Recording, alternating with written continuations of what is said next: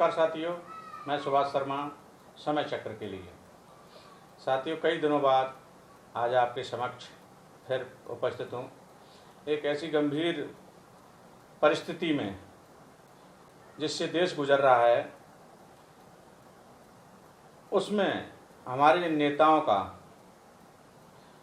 हमारे प्रधानमंत्री जी का, योगी जी का बड़ा योगदान है कि देश किस ओर ले जाने की तैयारी में है।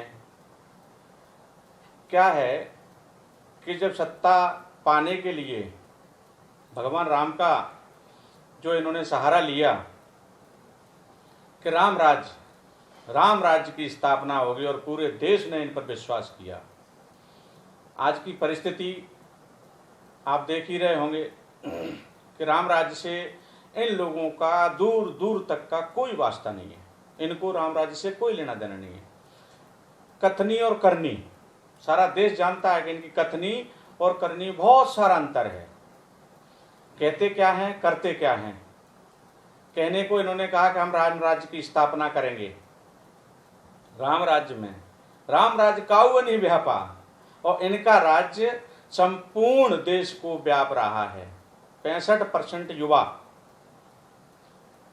35 वर्ष की उम्र के, जिनको पूरी तरह से भ्रमित करके मोदी जी ने बोर्ड हत्या लिया। आज युवा दर दर भटक रहे हैं, गलत काम कर रहे हैं, चोरी डकैती। जिन युवाओं को अच्छी शिक्षा मिली है, जो बीजेपी के भक्त नहीं हैं, जो भक्त हैं, इनका डर खत्म हो गया है। वो लोग बलात्कार जैसी घृणित घटनाएं भी कर रहे हैं देश में। इन घटनाओं से मन विचलित हो जाता है। और हालांकि में बात यह है कि माँ बाप किसी के कभी नहीं कहते अपने बच्चे को गलत काम करें। आपको मोदी जी, योगी जी, पूरे देश के युवाओं ने अपना आइडियल माना है। चलो, कोई नौकरी नहीं थी, कहीं व्यवस्थाएं नहीं थी, तो कम से कम एक मन की बात में देश के युवाओं को एक आह्वान तो करते कि जब तक देश स्थिर नहीं होता, देश में स्थिरता नहीं आती, हम देश को ऊपर नहीं लेके आते 2.5% से 9-10% पर, जब तक आप शांति बनाए रखें, भ्रमित ना हो, गलत काम की ओर ना जाएं। आपने कभी इन 6-7 सालों में किसी युवा को समझाने की कोशिश की? नहीं की। मात्र झूठे राम राज्य की स्थापना की बात करते हैं, जबकि राम से इनका कोई लेना देना नहीं है। इसका उदाहरण आप पूरे देश में देख ही रहे हैं। गलत गलत घटनाएं हो रही हैं। इसमें दो चीजें हैं, भक्तों में और बीजेपी में। बीजेपी और भक्त एक ही राशि है। दूसरा, बीजेपी राम को, समझना मेरी बात को, मात्र 2 अक्षर हैं, राम को और की, मात्रा का अंतर है।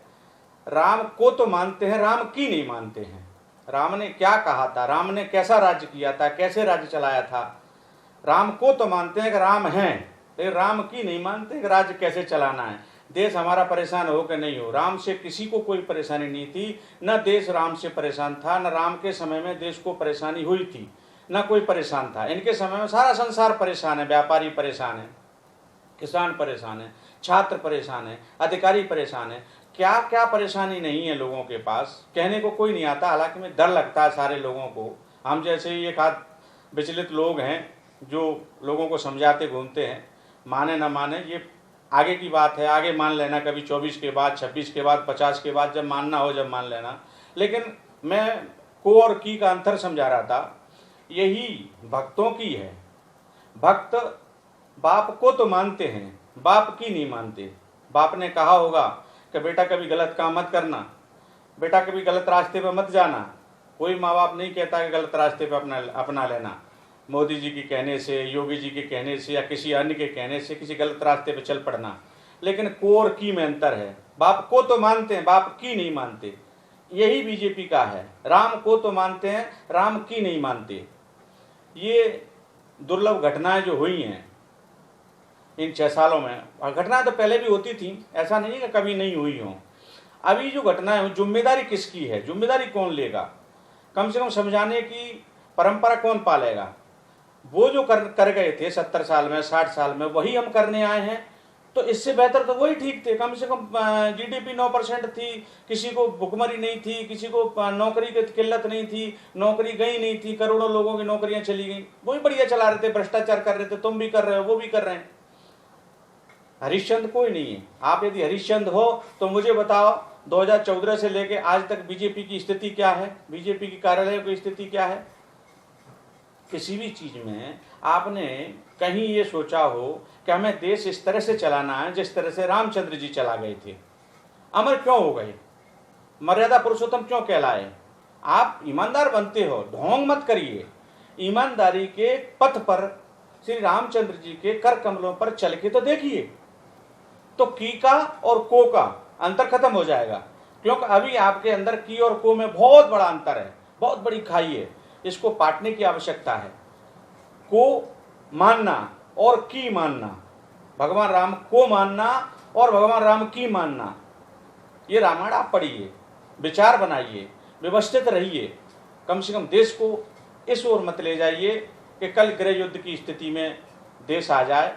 और जो घटनाएं घटित हुई हैं, अभी विकास दुबे के ऊपर हमने एक पिछले वीडियो में कुछ कहा था, तो विकास दुबे का जिस तरह से इनकाउंटर हुआ उसमें पूरा देश व्यथित था, दुखी था कि जो व्यक्ति शरण में चला गया उसका इनकाउंटर आपने कर दिया। और आज की स्थिति में ये जो हुड़दंग लीला वाले लोग हैं, जिन्होंने बलात्कार किया है, घृणित घटना घटाई है, इस देश को दुखी किया है, इन लोगों का इनकाउंटर क्यों नहीं किया? रात में उस बिटिया का आपने क्यों जलवा दिया? क्यों उसका दाह संस्कार कर दिया? डीजल पेट्रोल डालने की आवश्यकता क्या थी? आप तो भगवान भक्त थे। भगवान ने ये थोड़ी कहा है कि इस तरह की घटना घट जाए उसको बचाने के लिए आप रात में किसी का दाह संस्कार करवा दीजिए। ये घटना बाकी दुखी करने वाली है। आप सोचिए, आप तो बुद्धिमान व्यक्ति हैं और राजा की ओर इशारा होता है जब जनता दुखी होती है, तो किसी अन्य व्यक्ति से कहने नहीं जाते हैं, विपक्ष के नेताओं के कहने नहीं जाते हैं। विपक्ष के नेताओं ने जो किया वही आप करने आए हैं, तो इससे अच्छा तो वही अच्छे थे। इस देश को कम से कम सुदृढ़ स्थिति में ले तो जा रहे थे। भ्रष्टाचार कम आपके समय में नहीं हुआ, आतंकवाद आपके समय में कम नहीं हुआ। छुपाए जा रहे हो हर घटना को, चीन की घटना को, पाकिस्तानी घटना को, ईरानी, किस घटना की बात करें, नेपाल की घटना को छुपाए जा रहे हो, डरे जा रहे हो, किस बात के लिए? आखिर मेरा निवेदन है कि सुदृढ़ स्थिति में इस देश को लाइए। और युवाओं से भी मैं एक बार फिर प्रार्थना करूंगा, भटके हुए युवाओं से, कि इस रास्ते पर न जाएं जो रास्ता अपने माँ बाप के लिए, अपने लिए कष्टदायक हो, अपने देश के लिए, अपने प्रदेश के लिए कष्टदायक हो। ऐसे रास्ते पर ना जाएं। जय हिंद, जय भारत, धन्यवाद।